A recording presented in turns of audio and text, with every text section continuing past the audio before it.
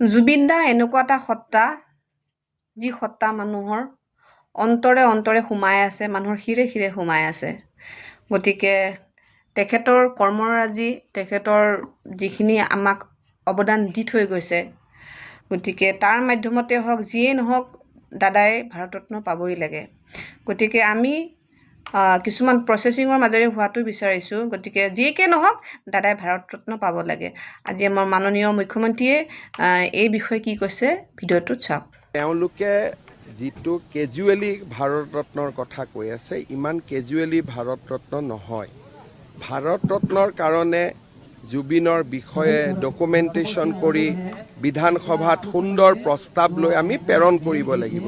সেইকাৰণে মই যোৱা বিধানসভাটো কৈছোঁ যে আমি এটা শাসকীয় বিৰোধী দুইটা দলে সকলোৱে মিলি আমি এটা প্ৰস্তাৱ আনিম, ধুনীয়াকৈ তাক আমি পাছ কৰাম। তাত জুবিনৰ কীৰ্তিৰ কথা লিখা থাকিব, শিল্পৰ কথা লিখা থাকিব। এতিয়া তেওঁ ডেৰ মিনিট সময় পাৰ্লিয়ামেণ্টত কৈছে। এতিয়া 1.5 মিনিটত কোনে বুজিব পাৰে? যিবিলাক কেৰেলাৰ MP আছে, মধ্যপ্ৰদেশৰ MP আছে, তেওঁলোকে কেনেকৈ বুজিব? ই এটা চিৰিয়াছ কথা। ইলেকশ্যনত ভোট ল'বৰ কাৰণে